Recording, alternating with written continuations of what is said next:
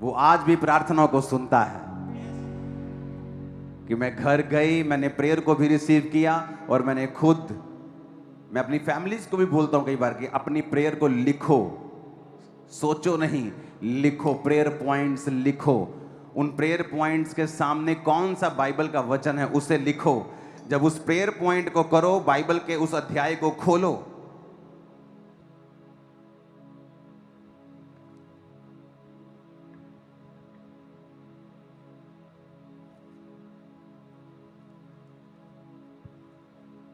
ये मेरा prayer points है, इसे जूम मत करना। ये देखो, हल्का सा दिखाना। ये मेरी बाइबल के पीछे प्रेयर पॉइंट्स लिखे हैं। ओके, ये लोग जूम कर करके आप देखेंगे। ये मेरी बाइबल के पीछे के प्रेयर पॉइंट्स हैं। और जब मैं प्रार्थना के लिए बैठता हूं, इन्हें एक प्रेयर पॉइंट को करता हूं, उसके अनुसार कौन सा वचन मुझे सपोर्ट करता है, फिर उसको खोलता हूं, फिर वो प्रेयर पॉइंट उस वचन के साथ करता हूं, फिर नेक्स्ट प्रेयर पॉइंट, फिर अगला प्रेयर पॉइंट। यीशु मसीह ने कहा, अन्य जातियों की तरह प्रार्थना में बक मत करो। कई बार हम बक करते हैं और हमारी प्रार्थना को सपोर्ट करने वाला वचन हमारे मुंह में नहीं होता। जज को जितना मर्जी पता हो कि ये आदमी बेकसूर है, लेकिन अगर उसका वकील अच्छे से केस हैंडल नहीं कर पाता है, वो व्यक्ति सही होते हुए भी गुनहगार साबित हो सकता है या उसका केस लंबा खिंच सकता है। बाइबल कहती है, अपना प्रमाण मुझे दो। आप प्रमाण देते हैं अपना बाइबल के, परमेश्वर तेरे वचन में यह लिखा है कि गर्भ का फल यहोवा की ओर से प्रतिफल है। तेरे वचन में लिखा है कि धर्मी की संतान आशीष पाएगी। तेरे वचन में लिखा है कि तेरा वंश पृथ्वी के ऊपर प्राकर्मी होगा। प्रभु, अगर मेरा वंश है ही नहीं तो प्राकर्मी कैसे होगा? मुझे वंश दे। एक औरत जिसके पास बेबी नहीं, वो इस तरह से प्रार्थना कर सकती है। लेकिन अगर हमें वचन के बारे में नॉलेज ही नहीं है, वचन के बारे में पता ही नहीं, वचन पढ़ते ही नहीं, बाइबल पे धूल जमी हुई है, तो शैतान हमें इग्नोरेंट रखता है कि हम परमेश्वर के वचन के अधिकारों का प्रयोग ना कर सकें।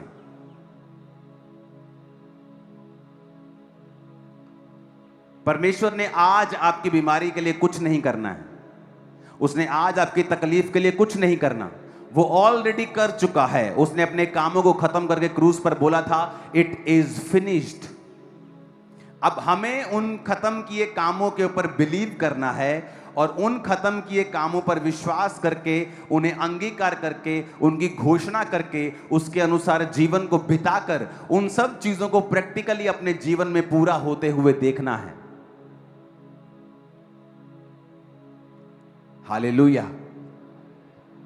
आप कभी ग्रेटनेस की उस पोजीशन पे नहीं जा सकते हैं अगर आप परमेश्वर के वर्ड को फॉलो नहीं करते हैं। हर बेदारी परमेश्वर के वचन से शुरू होती है, हीलिंग प्रभु के वचन से शुरू होती है, ग्रेटनेस परमेश्वर के वचन से शुरू होती है। एक फल ही तो खाया था हवा ने और आदम को खिला दिया था। क्या था इसमें? कोई बड़ी बात थी क्या? फल ही तो खाया था। लेकिन बात अनआज्ञाकारिता की है, बात परमेश्वर के वचन की है, बात परमेश्वर के वचन को आदर देने की है। बात यह है कि आज आप उस परमेश्वर के वचन के ऊपर कितना स्टैंड लेते हैं, या आप उसे पर्सनलाइज करते हैं कि नहीं। हजारों लोग इस सिचुएशन में होंगे, लेकिन मैं आपको बता सकता हूं, उन हजारों ने परमेश्वर के वचन के ऊपर स्टैंड नहीं लिया।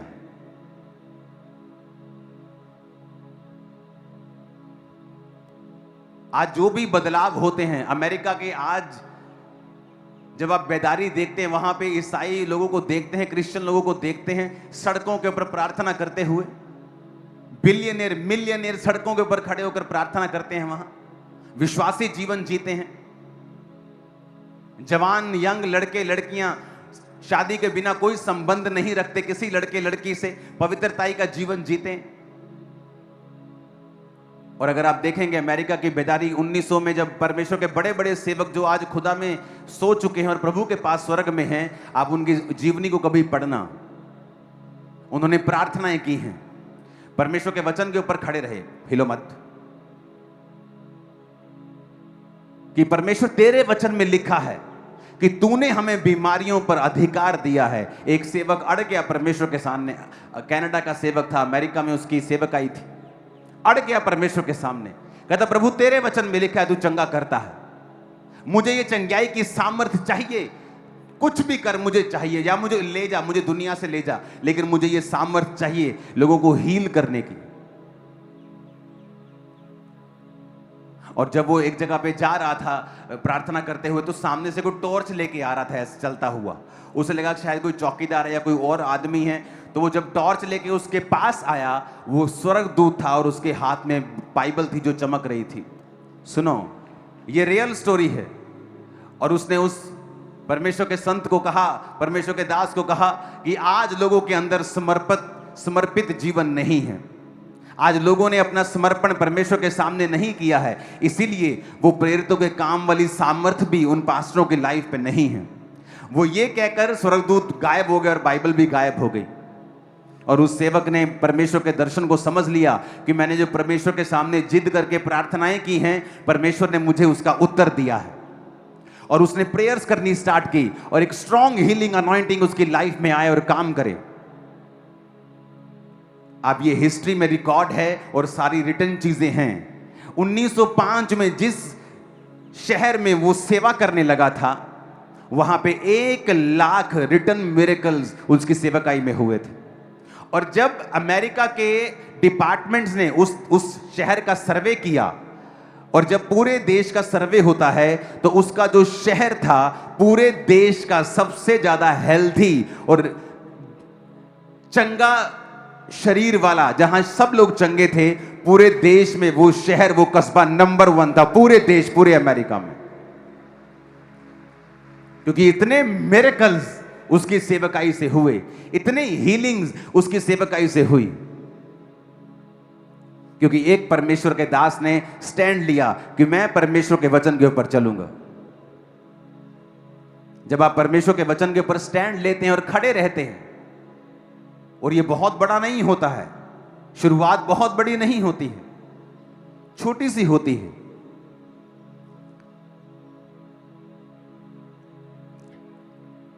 हालेलुया।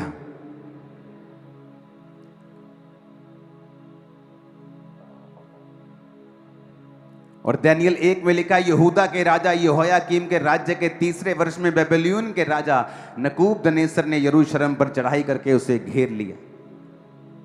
और यहां पर लिखा, परमेश्वर ने यहूदा के राजा यहोयाकीम को परमेश्वर के भवन के कई पात्रों सहित उसके हाथ में कर दिया। अपने हाथों को उठा के कहो, आज जो कुछ मैं सुनने वाला हूं, मैं उसे सुनूं और फलों को लाऊं। जो मैं आज सुन रहा हूं, मैं उसे कभी ना भूलूं। जो आज मैं सुन रहा हूं, मैं फलों को लेके आऊं, ये फल बना रहे इन जीसस नेम। अब यहां पे अगर आप सुनेंगे तो उसने लिखा था, परमेश्वर ने यहूदा के राजा यहोयाकीम को परमेश्वर के भवन के कई पात्रों सहित उसके हाथ में कर दिया, और उसने उन पात्रों को शिनार देश में अपने देवता के मंदिर में ले जाकर अपने देवता के भंडार में रख दिया। अब आप सोचोगे, परमेश्वर ने अपना भवन क्यों शैतान के हाथों में पड़ने दिया? क्योंकि उस समय इज़राइल सारे वो गलत काम कर रहा था जो परमेश्वर के वचन के विरुद्ध थे। इज़राइल का राजा दुष्ट था और वो सब प्रकार के जादू और टोनों में और व्यभिचार में सम्मिलित था। जब एक व्यक्ति परमेश्वर से बिगड़ जाता है, तो परमेश्वर उसकी सारी महिमा को जो उसने दी होती है, उसे फिर शैतान के हाथों में दे देता है। इसीलिए वचन कहता है कि अन्य जातियों में तुम्हारे कारण मेरे नाम की निंदा होती है। जीसस ने कहा, क्यों? क्योंकि जब एक पास्टर बिगड़ता है, जब एक क्रिश्चियन बिगड़ता है, तो परमेश्वर जब उसको बिगड़ता है, उसको शैतानी लोगों के वश में करता है। शत्रु उसको लूटते हैं, वो शत्रुओं के वश में आ जाता है, वो कैप्चर हो जाता है।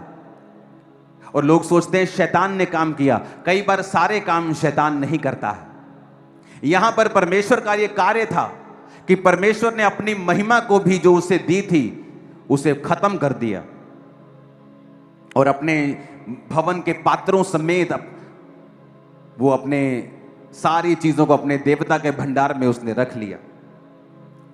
तब राजा ने अपने खोजों के प्रधान अशनपज को आज्ञा दी कि इजरायली राजपुत्रों और प्रतिष्ठित पुरुषों में से जवानों को ला, जो निर्दोष, सुंदर, सब प्रकार की बुद्धि में प्रवीण, ज्ञान में निपुण, विद्वान, राज मंदिर में हाजिर रहने के योग्य, और उन्हें कसदियों के शास्त्र और भाषा की शिक्षा दे। जो बेबीलोन का राज्य था वो बहुत तेजी से बढ़ रहा था, वो इतनी तेजी से एक्सपेंड कर रहा था और वो इतनी तेजी से देशों के ऊपर कब्जा कर रहे थे कि उनके पास जो स्टाफ था, जो अच्छा स्टाफ, जो राज्य कर सके, जो गवर्न कर सके, जो उन पर देख रेख कर सके, एडमिनिस्ट्रेशन कर सके, वो स्टाफ की कमी थी। क्योंकि वो देश बहुत तेजी से कैप्चर कर रहा था कि आज ये देश पे कब्जा कर लिया, अब अपना स्टाफ चाहिए, अपने लोग चाहिए जो उस देश का कोई गवर्नर बन सके, कोई हाकिम बन सके, कोई गृह मंत्री बन सके, कोई पुलिस ऑफिसर बन सके। तो इस कारण वो क्या करता था राजा, अब उसे अपने स्टैंडर्ड के लोग भी चाहिए कि ये नहीं अगर देश बढ़ रहा है तो वो क्वालिटी से कॉम्प्रोमाइज करे। तो उसने फ्यूचर के बारे में सोच के कहा कि मुझे अच्छे जवान इजरायली राजवंश में से ऐसे लोगों को लेके आ जो बुद्धि में प्रवीण हों। और वचन कहता है कि उनमें यहूदा की संतान में से चुने हुए दानियेल, हनन्याह, मिशाएल और अर्जिया नामक यहूदी थे। अब यहां पर ये 4 जन परमेश्वर के राजा के अंडर आ जाते हैं और राजा के पास चले जाते हैं। अब ये राजा का जो खोजा है, राजा का जो अधिकारी है, उसको राजा ने कहा इनको मेरा फूड देना है, जो मैं खाता हूं वो ये खाएंगे, इनको शिक्षा दो, इनको शस्त्र, शास्त्र, भाषा, सब चीज़ों की शिक्षा देके इतने साल तक इनको पालो और उसके बाद मैं इन्हें ड्यूटीज दूंगा, इनको चेक करके। और बाइबल कहती है दानियेल भी उनके प्रति वहीं पे था। लिखा, परंतु दानियेल ने अपने मन में 8 आयत में लिखा, ठान लिया कि वो राजा का भोजन खाकर और पीने का दाख मधु पीकर अपवित्र ना होए, इसलिए उसने खोजों के प्रधान से विनती की कि उसे अपवित्र ना होना पड़े। परमेश्वर ने खोजों के प्रधान के मन में दानियेल के प्रति कृपा और दया भर दी। खोजों के प्रधान ने दानियेल से कहा, मैं अपने स्वामी राजा से डरता हूं, क्योंकि तुम्हारा खाना पीना उसी ने ठहराया है। कहीं ऐसा ना हो कि वह तेरा मुंह तेरे संग के जवानों से उतरा हुआ और उदास देखे तुम्हारे, क्योंकि तुम मेरा सिर राजा के सामने जोखिम में मत डालो। तब दानियेल ने उस मुखिए से, जिसे खोजों के प्रधान ने दानियेल, हनन्याह, मिशाएल और अर्जिया के ऊपर देखभाल करने के लिए नियुक्त किया था, कहा, मैं तुझसे विनती करता हूं, अपने दासों को 10 दिन तक जांच और हमारे खाने के लिए साग पात और पीने के लिए पानी दे, और 10 दिन के बाद हमारे मुंह जो जवान राजा का भोजन खाते हैं उनके मुंह को देख, और जैसा तुझे देख पड़े उसी के अनुसार अपने दासों से व्यवहार करना। उसने उनकी विनती मानी और 10 दिन तक उन्हें वही खाना देता रहा जो उन्होंने कहा, और उनको जांचता रहा। 10 दिन के बाद उनके मुंह राजा के भोजन के खाने वाले सब जवानों से अधिक अच्छे और चिकने दिखाई पड़े। तब वह मुखिया उनका भोजन और उनके पीने के लिए ठहराया हुआ दाख मधु दोनों छुड़ाकर उन्हें साग पात देने लगा। अब यहां पर समझने वाली बात है, परमेश्वर ने कहा जब ग्रेटनेस शुरू होती है आपकी लाइफ में, महान जीवन की ओर जब आप कदम लेते हैं, वो कदम हमेशा आपका सबसे छोटा कदम होता है। अगर आज आपको यहां से अमेरिका जाना है और आप यहीं से सोच लें मुझे यूएसए की फ्लाइट पकड़नी है, वो छोटा सा कदम जो पहला आप उठाते हैं वो है तो छोटा सा, पर आपकी डेस्टिनी की तरफ आपको लेके जा रहा है। महान व्यक्ति बाइबल में वही हुए हैं जिन्होंने छोटी शुरुआत की है।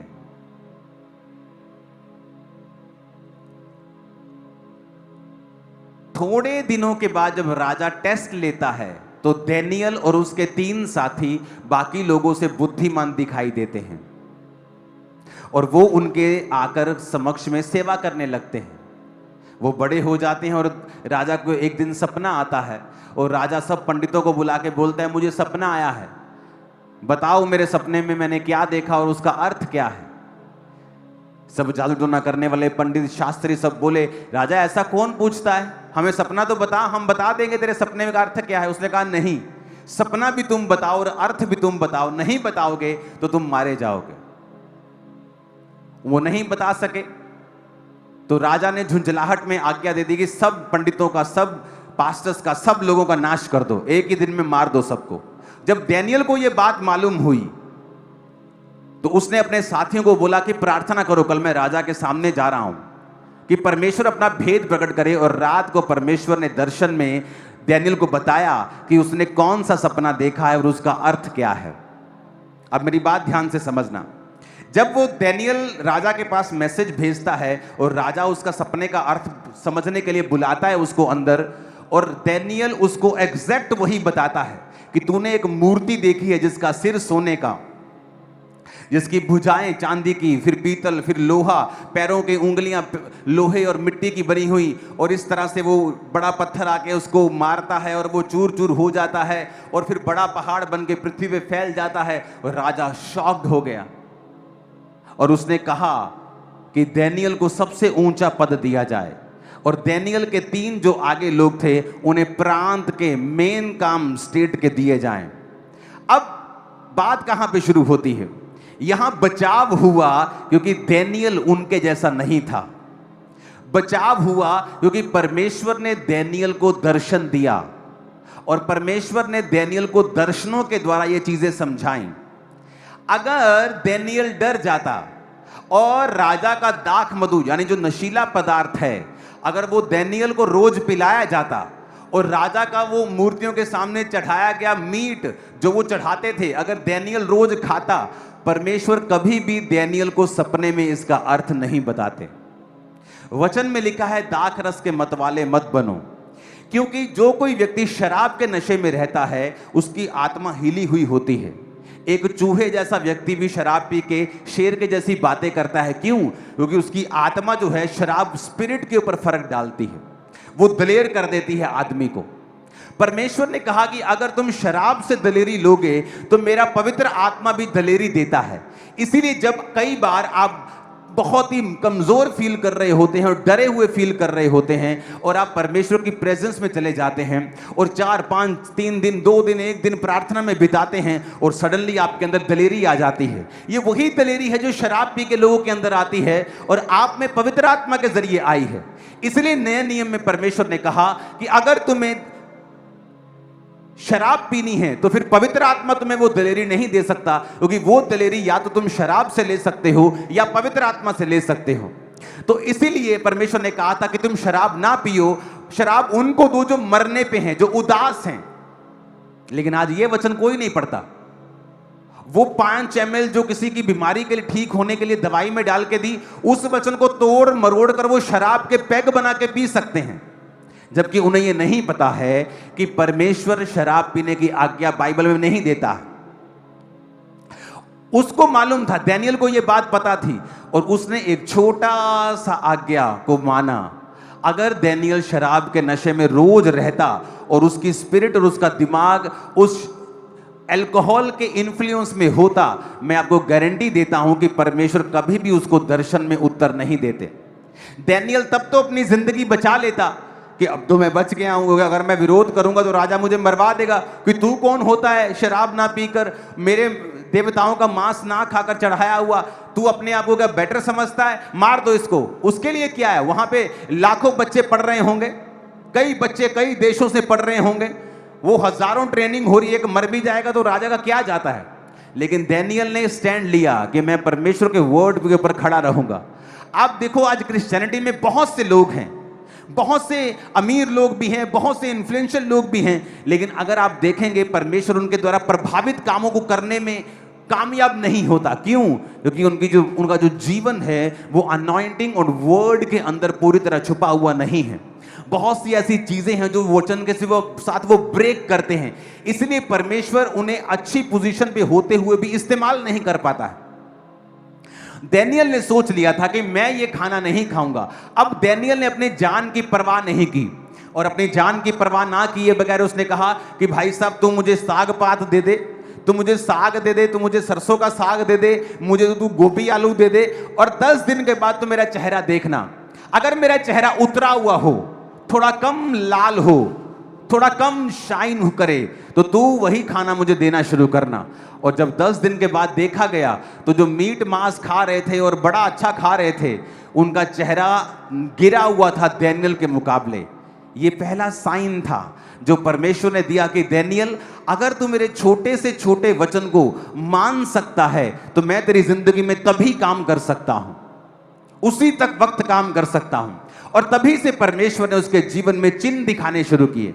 आप बड़े काम नहीं कर सकते हैं, आप बड़ी बड़ी चर्चेस नहीं चला सकते हैं, अगर छोटे लेवल के ऊपर परमेश्वर के वचन को आपने नहीं समझा और साथ साथ परमेश्वर आपको चिन्ह देकर आपकी सेवकाई और आपकी लाइफ को दृढ़ करता है, आपके विश्वास को वो दृढ़ करता है, आपको साइंस देता है। और वो साइन वो नहीं होते जो आप प्रभु से मांगते हो कि पहला मैनू साइन दे, जो तो मैंने बुलाया थे आवाज दे। नो, ये फुलिश चीजें हैं। परमेश्वर वो साइन देता है क्योंकि तुमने वचन को माना है, तुमने पहल की है, तुमने परमेश्वर को विश्वास के द्वारा अप्रोच किया है, और वो साइंस तुम्हें फॉलो करते हैं। लिखा था science and wonders will follow you. अगर तुम परमेश्वर पे विश्वास करते हो तो चिन्ह चमत्कार तुम्हें फॉलो करेंगे। और बाइबल कहती है डैनियल ने कहा, मैं अपनी मौत ले सकता हूं पर मैं ये खाना नहीं खा सकता हूं। एंड में देखो क्या हुआ। अगर डैनियल शराब पीता तो जब राजा ने आज्ञा दी कि सब मार दिए जाएं, उनमें डैनियल भी होता। इतिहास गवाह है, बहुत से ऐसे क्रिश्चियन ऐसी आज्ञाओं के नीचे मारे भी गए हैं, आप पढ़ के देख लो। लेकिन डैनियल उस समय नहीं मरा क्योंकि उसने ठान लिया था कि मैं परमेश्वर के वचन को नहीं ब्रेक करूंगा। आप किसी के यहां काम करते हैं, वो छोटी सी 100 रुपए की चोरी आपके ग्रेटेस्ट फ्यूचर को खत्म कर रही है। वो 5 मिनट का व्यभिचार वो आने वाली ग्रेटेस्ट ग्लोरी को आपकी लाइफ से खत्म कर रहा है। वो 5 मिनट की चुगली, वो किसी के साथ जेलसी, वो किसी को डाउन करने के लिए योजनाएं बनाना, परमेश्वर के घर को पॉलिटिकल घर बना देना, वो तुम्हारी ग्लोरी को डिम कर रहा है, डाउन कर रहा है, और तुम ये बात को समझ नहीं पा रहे हो। वो तुम्हारी ग्लोरी अगर डाउन हुई तो जो फ्यूचर में परमेश्वर ने तुम्हारे लिए रखा हुआ है वो तुम तक कभी नहीं पहुंचता, क्योंकि तुमने अपने हिस्से को पहले लेने की कोशिश की है। या तो तुम उस एक्साइटमेंट को पहले ले लो 5 मिनट की, और उसके बाद जो फुल लाइफ में एक्साइटमेंट होने वाली है वो तुम छोड़ दो। तो या तो फिर परमेश्वर के वचन पे खड़े रहो। परमेश्वर के द्वारा दिया गया सताव आपकी ब्लेसिंग का कारण है।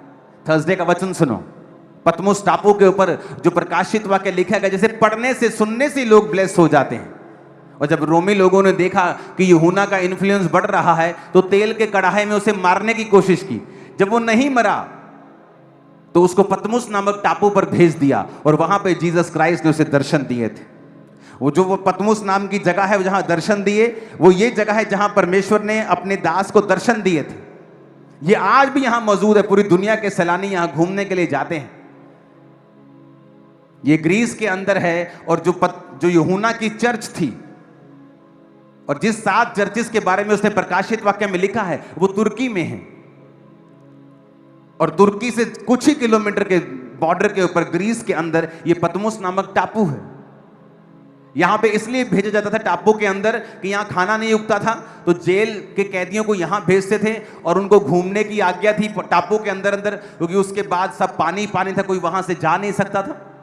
तो वो धीरे धीरे वहां पे कोई नारियल पी रहा है, कुछ हल्का फुल्का कुछ खा लिया, मछली पकड़ ली, कितना आप कर लोगे। और धीरे धीरे भूख से और स्टारवेशन से उनकी मृत्यु हो जाती थी, और वहां पर उसको मृत्यु के लिए भेजा गया था। लेकिन परमेश्वर ने उस मृत्यु को आज तक की दुनिया की बेस्ट ग्लोरी में बदल दिया, और प्रकाशित वाक्य उसे दिया जो आज भी हमारे हृदय को हिला देता है। आप समझ रहे हो मेरी बात को? कैसे वचन पे खड़ा रहा, और 18 महीने पतमुस नामक टापू पे रह के 18 महीने के बाद परमेश्वर ने उस राजे की मौत कर दी जिस राजे ने यह आज्ञा दी थी। और उस राजे की मृत्यु के बाद जब नया राजा वहां बैठा, परमेश्वर ने अपने दास को पतमुस टापू से निकालकर फिर वही जगह लेके आया।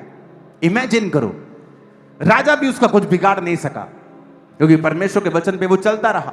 मौत उसका बिगाड़ नहीं सकी, क्योंकि वो परमेश्वर के वचन पे चलता रहा।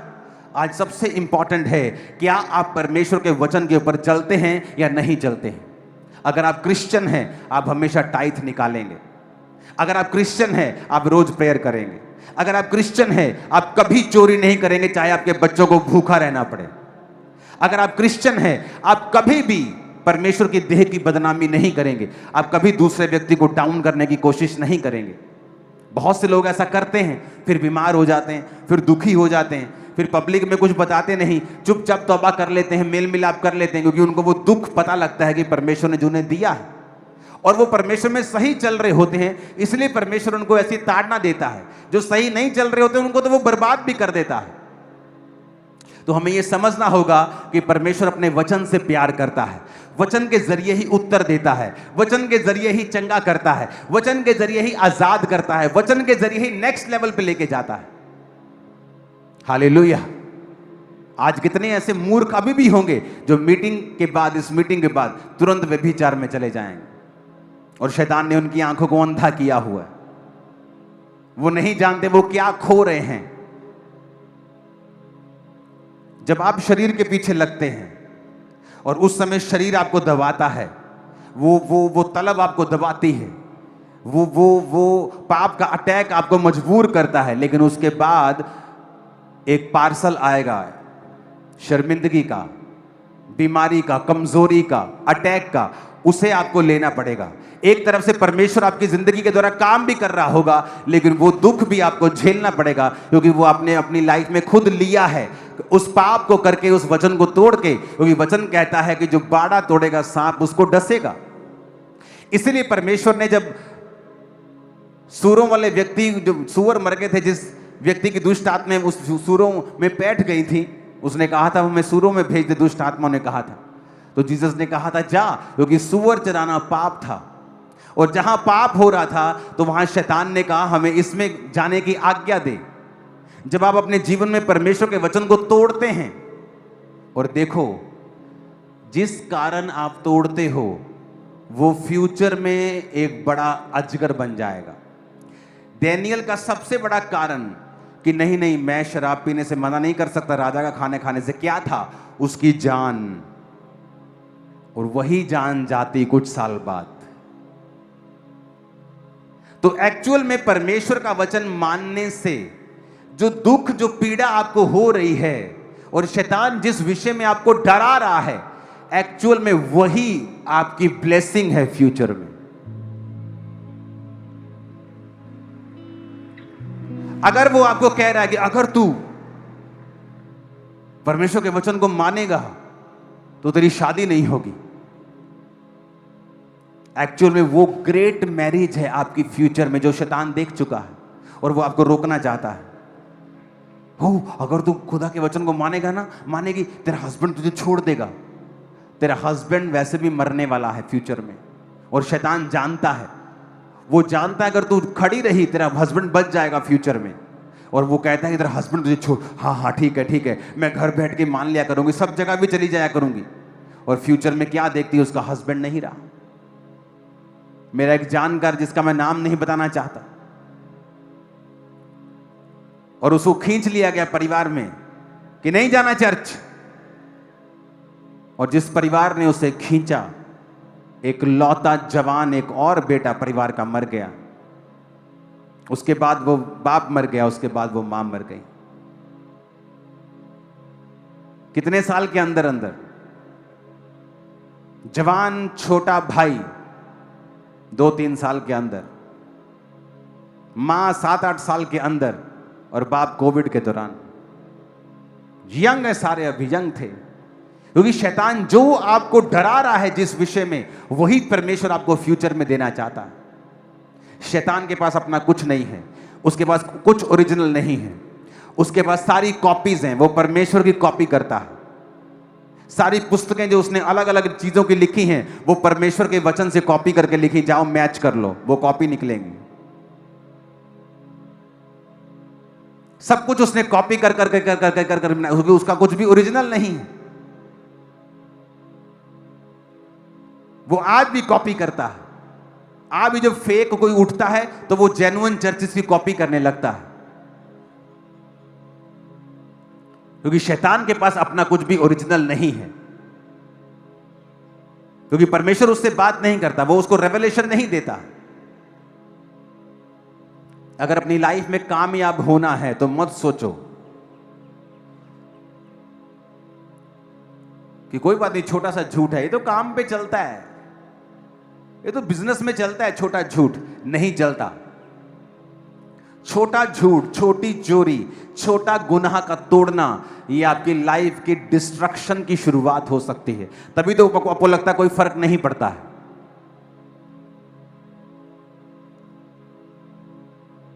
अपने पड़ोसी को बोलो, वर्ड नहीं तोड़ना है,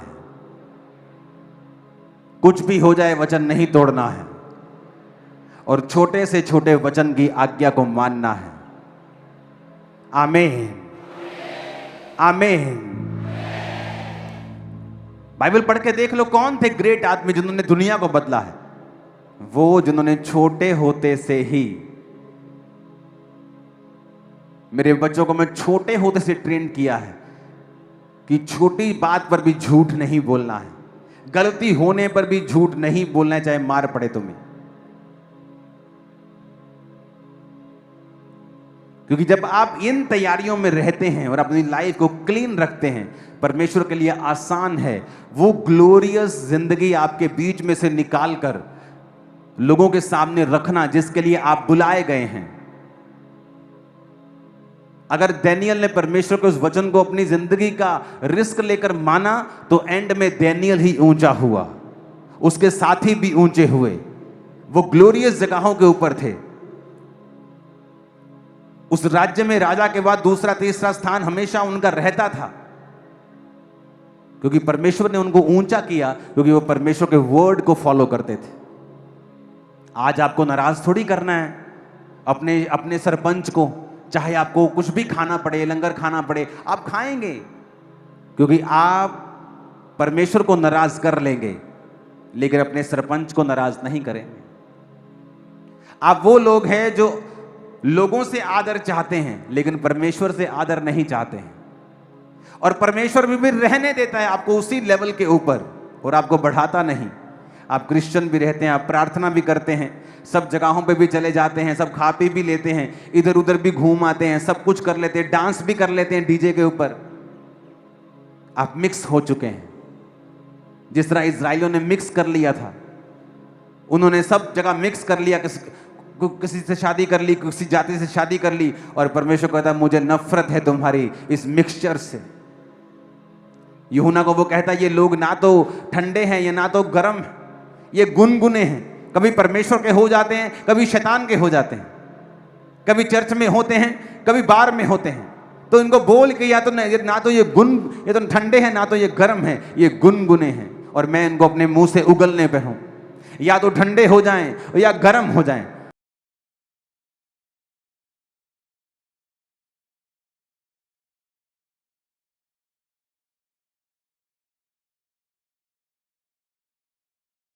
वर्ड आप मानते हो। एक समय था जब मेरी फैमिली का बिजनेस मेरे रिश्तेदारों की सपोर्ट पे निर्भर था। एक समय था जब उन्होंने सपोर्ट किया था, और वही रिश्तेदार बुला के मुझे धमकाते होते थे कि बेटा इसको पढ़,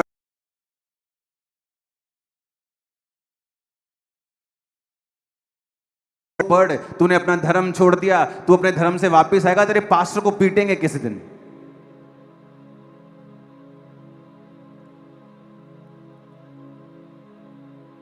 आज वो परमेश्वर के वचन को जानते हैं, चर्च में बैठते हैं, वचन सुनते हैं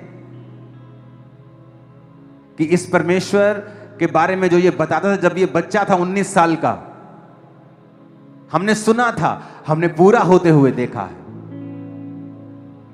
क्या हुआ उस समय? 4 रिश्तेदार चले गए, और वो एकदम से नहीं मेरी जिंदगी में कुछ हुआ कि अगर 10 रिश्तेदार चले गए, कुछ दोस्तों को मैंने छोड़ दिया, कोई दोस्त निकल गए, कुछ संगति की वजह से चले गए, लेकिन वो अकेले समय मैंने बिताया। आज मेरे लाखों रिश्तेदार हैं।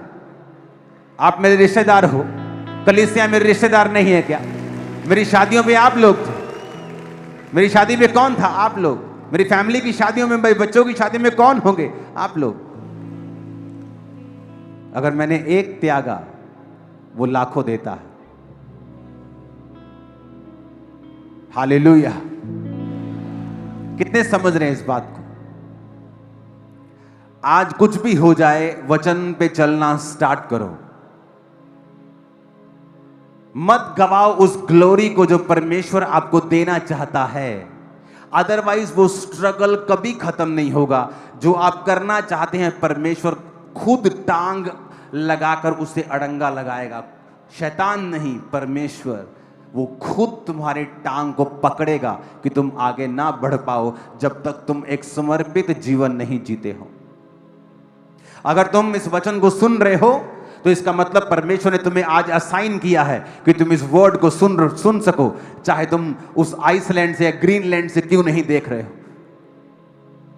तुम जहां से भी देख रहे हो, परमेश्वर ने यह समय ठहराया है कि वो अपना वचन तुम तक दे रहा है कि मेरे वर्ड के साथ फेथफुल रहो, ताकि तुम्हारी ही ग्लोरी वो तुम्हारे अंदर से पैदा कर सके, तुम्हें वैसा बना सके जो एक्चुअल में परमेश्वर ने तुम्हारे लिए रखा हुआ। जो गलतियां 2006 में मैं करता था, परमेश्वर एक्सपेक्ट करता है कि 2007 में मैं ना करूं। जो 8 में होती थी, 9 में ना करूं। हो सकता है आपको परमेश्वर ने ब्लेस किया हो पिछले सालों में, लेकिन अब वो चाहता है कि आप उस बचपन, मसीही बचपन की वो स्पिरिचुअल बचपन को छोड़ के अब आप जवानी में प्रवेश करें और बुढ़ापे में प्रवेश करें, क्योंकि वो आपके फ्यूचर को जानता है। आपके परिवार पे आने वाली मुसीबतें, आपके फाइनेंस पे आने वाली मुसीबतों को वो जानता है और वो आपको अलर्ट करता है। मेरा विश्वास है आप वर्ड को फॉलो करेंगे। मेरा विश्वास है आप वचन को रोज पढ़ेंगे। मेरा विश्वास है आप वचन को रोज पढ़ेंगे और छोटे से छोटे वचन को भी आप अपनी जिंदगी में फॉलो करेंगे। Hallelujah, hallelujah. मुझे आज भी मेरे बच्चे देखते हैं। हर हफ्ते जब मेरे पास पैसा होता है, मैं अपना पर्सनल टाइथ हर हफ्ते निकाल लेता हूं, टाइथ से ज्यादा। और वो देखते हैं कि हमारी लाइफ में बिना इन पैसों का घपला किए हुए हमारी लाइफ में अबंडेंस ब्लेसिंग्स रहती हैं। आप जो पैसा देते हो उसे 30 से ज्यादा 35-40 लोग गिनते होंगे। इन हाउस सीए उसे बैंक में भेजते हैं अगले ही दिन।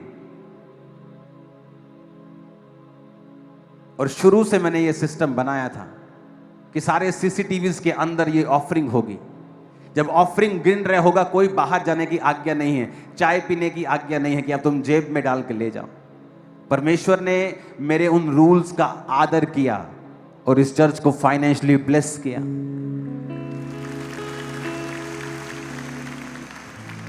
हालेलुया।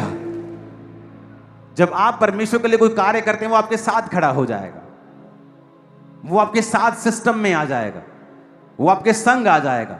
आपके वर्क प्लेस के ऊपर आप कहीं से भी शुरुआत कर सकते हैं, छोटी से छोटी। आप एंड छोटा नहीं करेंगे अगर परमेश्वर आपके साथ है तो। अगर आप भी दुनिया की तरह जीना चाहते हैं, दुनिया की तरह ही सब करना चाहते हैं, तो एक्सपेक्ट ना करें कि परमेश्वर आपकी लाइफ में वो काम करेगा जिसके लिए आप बुलाए गए हैं। आप क्रिश्चियन रहेंगे, वो आपको खाना पीना देता रहेगा, जिस तरह एक माँ छोटे बच्चे को या बड़े हो चुके मंदबुद्धि बच्चे को खाना पीना सब कुछ देती है, लेकिन घर की चाबियां उसे नहीं मिलती। अगर आप मसीह में नए हैं तो आप छोटे हैं। अगर मसीह में पुराने हो गए हैं और अभी भी आप बच्चों की जैसी बातें करते हैं, फिर आप मंदबुद्धि बच्चे हैं। तो आपको खाना पीना सुरक्षा तो देगा परमेश्वर, लेकिन आपको घर की चाबियां नहीं देगा, जिम्मेवारियां नहीं देगा, ग्लोरियस काम नहीं देगा।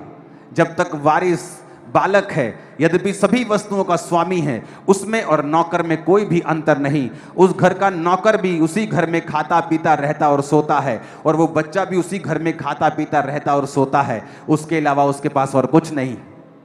चाहे वो उस घर का वारिस है, लेकिन उसमें और एक दास में फिर कोई फर्क नहीं है, जब तक वो बड़ा होकर मैच्योर बातों को करके, वचन को फॉलो करके परमेश्वर की आज्ञाओं को सुनता और मानता नहीं। मेरी प्रार्थना है कि आप मेरी मेहनत को असफल नहीं होने देंगे। कि आप पर जो मेहनत हो रही है, आपको जो वचन सिखाया जा रहा है, आपको बाइबल टीचिंग दी जा रही है, आप उसमें असफल नहीं होंगे। ऐसा ही है क्या? आप मुझे अपनी गवाही भेजो अपने जीवन परिवर्तन की, ओके, कल से, कि आप चोरी में थे, व्यभिचार में, कुछ भी जैसा भी था, आप वचन के खिलाफ थे, लेकिन आप वर्ड को फॉलो करके आपकी जिंदगी बदली है। मुझे गवाही चाहिए आप लोगों की, मैं सुनना चाहता हूं। तो आज से नशे के इन्फ्लुएंस में नहीं रहना है। पवित्र आत्मा तुमको देगा वो इन्फ्लुएंस और वो नशा और वो ग्लोरी।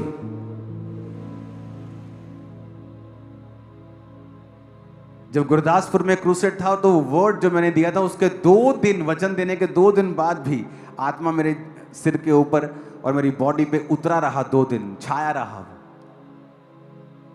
2 दिन लगातार। जब आप परमेश्वर का वो ग्लोरी लेने की आदी हो जाएंगे ना, आपको ये संसार का नशा कूड़ा लगने लगेगा, आपको आप नफरत करने लगेंगे इस।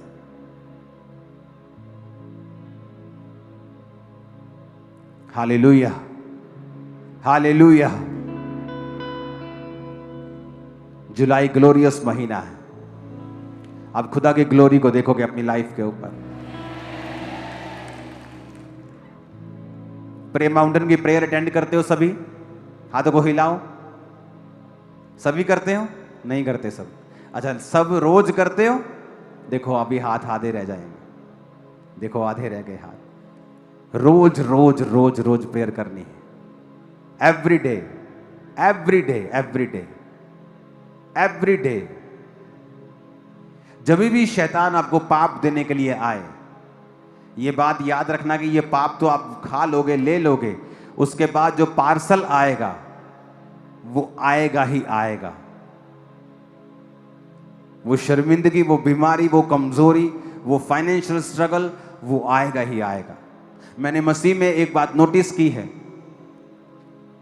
कि ये शारीरिक स्ट्रगल जब तक आप खत्म नहीं करते अपनी लाइफ से, बहुत सारे साथ आपके स्ट्रगल रहते हैं जो आप नोटिस करते हैं कि आपकी लाइफ में हैं, क्योंकि आपने कहीं ना कहीं शैतान के साथ कॉम्प्रोमाइज किया है।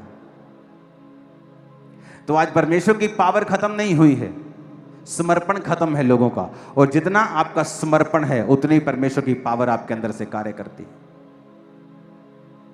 आपके चर्च में 1 फेक टेस्टिमनी हो जाएगी, 2 हो जाएंगी, 4 हो जाएंगी। क्या 1 लाख टेस्टिमनी फेक हो सकती? एक कोई ऐसे ही कुछ हो जाएगा, कोई ऐसी साइकोलॉजिकली ठीक हो जाएगा? क्या 100 रोगी सोराइसिस का ठीक हो सकता है 1 साल के अंदर? कंडीशन देखी थी ना उस औरत की, हां, मांस कैसे उतरता था, जो टेस्टिमनी देके गई। आज रोज नहीं, थोड़े थोड़े घंटों में मांस निकलता था, और एक नर्स उसे मिलती है और सबसे पहला साइन, वो बिना ग्लव्स पहने उसको टीका लगा के, हाथ लगा के बोलती, कोई बात नहीं, चर्च ले जाऊंगी, ठीक हो जाएगी।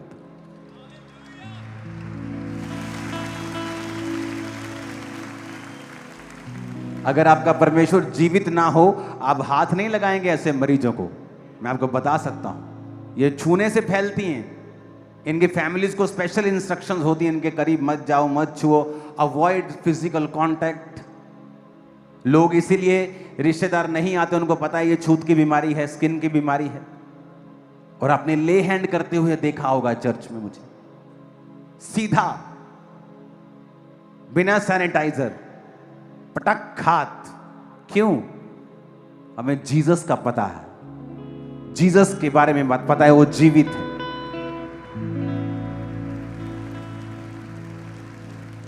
आप पैसा कमाने के लिए अपने आप को दांव पे नहीं लगाते हो। प्राण के बदले आदमी सब कुछ देता है, वचन कहता है।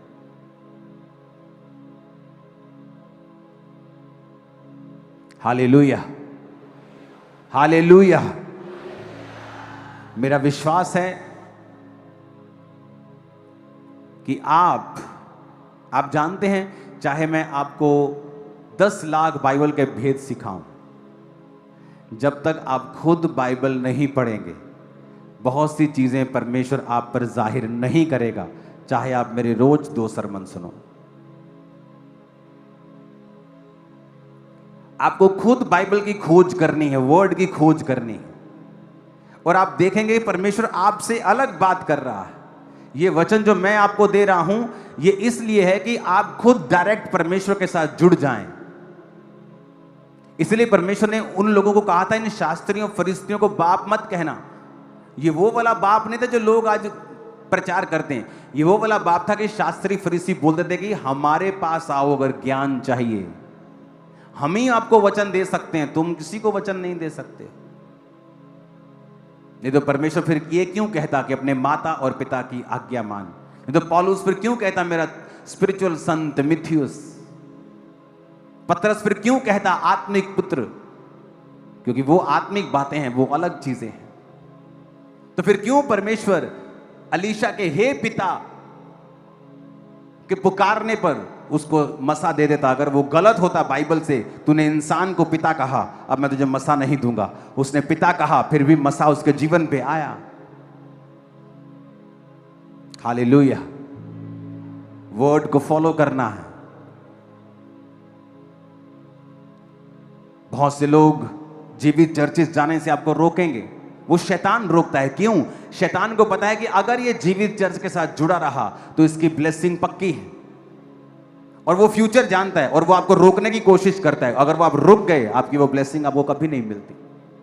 जो भी शैतान आपकी लाइफ में कर रहा है, करने की कोशिश कर रहा है, उसे दरकिनार कर दो, इग्नोर कर दो। डरो मत, घबराओ मत, रिस्क लो परमेश्वर के लिए। तुम कामयाब होगे, एक ग्रेट बिजनेसमैन होगे, एक ग्रेट पास्टर होंगे, एक ग्रेट हाउस मेकर होंगे। तुम great mother, great father, great brother, great sister, great mother father होंगे इन जीसस नेम। लोग तुम्हारा आदर करेंगे, तुम्हारे बच्चे तुम्हारा आदर करेंगे, लोग तुम्हारा आदर करेंगे, परमेश्वर तुम्हारा आदर करेगा। तुम्हारी लाइफ के ऊपर मैं ब्लेसिंग को रिलीज करता हूं, खुदाबंद तुम्हारा आदर करेगा।